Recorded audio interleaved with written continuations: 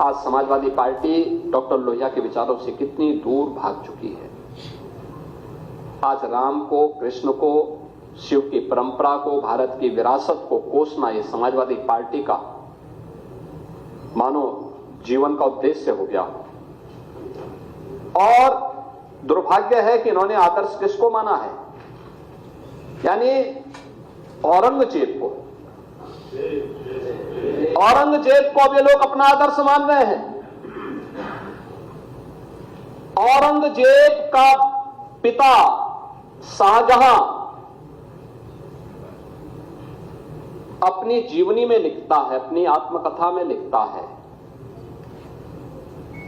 कि खुदा करे कि ऐसा कमबख्त किसी को पैदा न हो।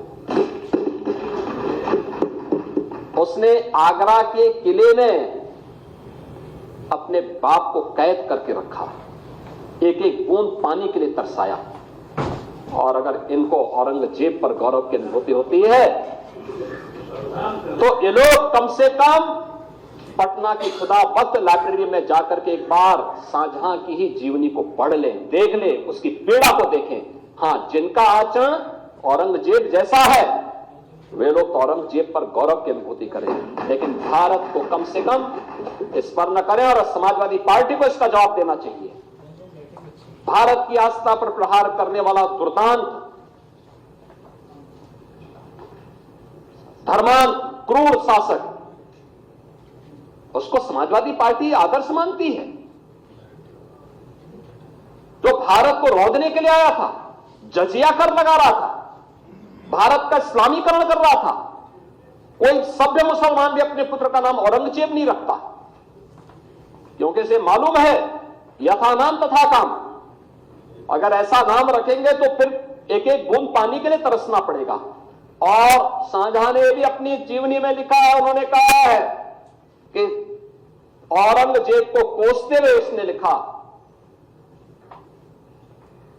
कि तुमसे अच्छा तो ये हिंदू है जो जीते जी तो अपने बुजुर्ग मां बाप की सेवा करता है, मरने के बाद श्राद्ध तर्पण के माध्यम से वर्ष में एक बार उन्हें जल देता है। तुम तो मुझे एक एक बूंद पानी के लिए तरसा दी हो। अब समाजवादी पार्टी यह तय करे ये पटना की खुदाबंद में जाकर ये समाजवादी पार्टी का नेता, आपका विधायक घोषणा करो ना, उस कमबख्त को निकालो पार्टी से और उसको एक बार यूपी भेज दीजिए, बाकी उपचार हम अपने आप करवा लेंगे। जो व्यक्ति छत्रपति शिवाजी महाराज की परंपरा पर गौरव की अनुभूति करने की बजाय लज्जा महसूस कर रहा हो और औरंगजेब को अपना नायक मान रहा हो, क्या उसको भारत के अंदर रहने का अधिकार होना चाहिए क्या? और समाजवादी पार्टी को इसका जवाब देना चाहिए। एक तरफ आप कुंभ को कोसते रहे और दूसरी तरफ औरंगजेब जैसे दुष्ट और क्रूर धर्मांत, मंदिरों को तोड़ने वाले व्यक्ति को, भारत की आस्था को निर्ममता के साथ रौंदने का कार्य करने वाले व्यक्ति को महिमामंडन करते हो। आखिर कौन सी नस ऐसी आपकी दबी हुई है कि आप लोग अपने उस व्यक्ति पर, उस विधायक पर नियंत्रण नहीं कर पा रहे हैं? और इसीलिए मैं कहना चाहता हूं कि खंडन क्यों नहीं समाजवादी पार्टी है? समाजवादी पार्टी खंडन करे इसका। लाल बिहारी सुनिए, समाजवादी पार्टी को इसका खंडन करना चाहिए। समाजवादी पार्टी को इसका खंडन करना चाहिए और समाजवादी पार्टी को इसको बाहर निकाल देना चाहिए, निकाल देना चाहिए बाहर, या यहां बुलवाइए सम्मेलन में। उत्तर प्रदेश तो ऐसे लोगों का उपचार करने में बहुत देरी नहीं करता है। और इसी बीच महाराष्ट्र आपको बड़ी खबर बता दें, जहां पर औरंगजेब की कब्र तोड़ने की मांग लगातार की जा रही है और ऐसे में रवि राणा ने कहा है कि औरंगजेब की कब्र को जल्द से जल्द तुड़वाना चाहिए। महाराष्ट्र में औरंगजेब की कब्र तोड़ने की मांग लगातार बढ़ती जा रही है। नाराजगी है। जिस तरीके से अबू आजमी ने औरंगजेब को महान बताया, उसके बाद महाराष्ट्र से लेकर उत्तर प्रदेश तक सियासी घमासान मचा हुआ है और इसी बीच महाराष्ट्र में औरंगजेब की कब्र तोड़ने की मांग भी अब तेज होने लगी है। कई विधायकों ने कब्र तोड़ने की मांग की है कि औरंगजेब की कब्र को जल्द से जल्द तोड़ा जाए। रवि राणा जी, अबू आजमी को सस्पेंड कर दिया गया, अभी क्या चाहते हैं?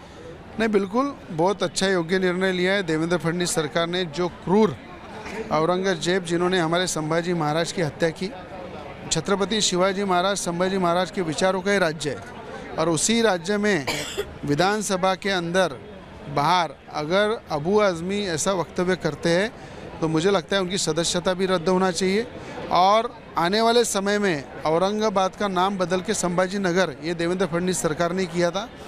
संभाजी नगर को न्याय देने के लिए औरंगजेब की कब्र को हटाना चाहिए। ये विश्वास है कि देवेंद्र फडणवीस सरकार एक कदम भी उठाएंगी और जो संजय राउत बार बार आरोप कर रहे हैं उन्हें याद करना चाहिए कि उद्धव ठाकरे सरकार रहते समय यही अबू आजमी उद्धव ठाकरे जी के गोद में खेलते थे। समाजवादी पार्टी को साथ में लेकर महाविकास आघाड़ी इन्होंने बनाई थी और उद्धव ठाकरे सीएम रहते टाइम ही औरंगजेब के कब्र पे इन्होंने फूल चढ़ाए थे। तब संजय राउत कुछ बोल नहीं पाए, पर आज देवेंद्र फडणवीस ने कार्रवाई करने के बाद उन्हें मजबूरन बोलना पड़ा है कि देवेंद्र फडणवीस पूरा नामो निशान ये औरंगजेब का मिटा के रहेंगे। दो एफआईआर दर्ज हुए हैं अबू आजमी के खिलाफ। बिल्कुल, एफआईआर तो बहुत छोटी चीज़ है। इस राज्य के अंदर, महाराष्ट्र के अंदर छत्रपति शिवाजी महाराज सबके दैवत है, संभाजी महाराज दैवत है। छावा पिक्चर, मुझे लगता है जितने अबू आजमी के विचारों के लोग हैं उन्होंने सबने छावा पिक्चर देखना चाहिए। उसके लिए जितनी भी टॉकीज खुली करना है मैं कर दूंगा, पर समझना चाहिए इतिहास क्या बोलता है। इतिहास ये बोलता है औरंगजेब जैसा क्रूर और जो धोखे से हत्या की है ऐसे व्यक्ति का नामो निशान इस देश से मिटना चाहिए। कब्र उखाड़ने की बात कर रहे हैं, कब सरकार से डिमांड करेंगे? बिल्कुल, विधानसभा में डिमांड करेंगे, रास्ते पे उतरेंगे और विश्वास है कि देवेंद्र फडणवीस सरकार उखाड़ के फेंकेंगे। Thank you. तो वही महाराष्ट्र के मंत्री उदय सामंत ने कहा है कि औरंगजेब की कब्र तोड़ने का फैसला मुख्यमंत्री और उप मुख्यमंत्री मिलकर करेंगे। सुनिए क्या कुछ कह रहे हैं। जिस तरह से कार्रवाई हुआ है अबू आजमी के खिलाफ, सस्पेंड किया गया है, क्या कहेंगे? जो हमने मांग की थी वो आज सभागृह में फाइनल हो गया है। वहाँ मेरे ख्याल से जो हमने मांग की थी कि छत्रपति शिवाजी महाराज हो, छत्रपति संभाजी महाराज हो, उनके बारे में जो कुछ कहते हैं, उनके बारे में जो बुरा कहते हैं, तो उन लोगों को सज़ा होनी चाहिए, उनका निलंबन होनी चाहिए। और हो गया। एफआईआर दर्ज हुआ है, कार्रवाई की मांग किया जा रहा है। 2 जगह एफआईआर, जहाँ एफआईआर दर्ज होगा है वो वहाँ का इन्वेस्टिगेशन होगा और कार्रवाई होगी। दूसरा ये बातें कहा जा रहा है कि जो कब्र है उसको उखाड़ फेंकने की डिमांड किया जा रहा है। नहीं, उसमें महाराष्ट्र राज्य के मुख्यमंत्री, दोनों उप मुख्यमंत्री बैठ के उसमें निर्णय लेंगे।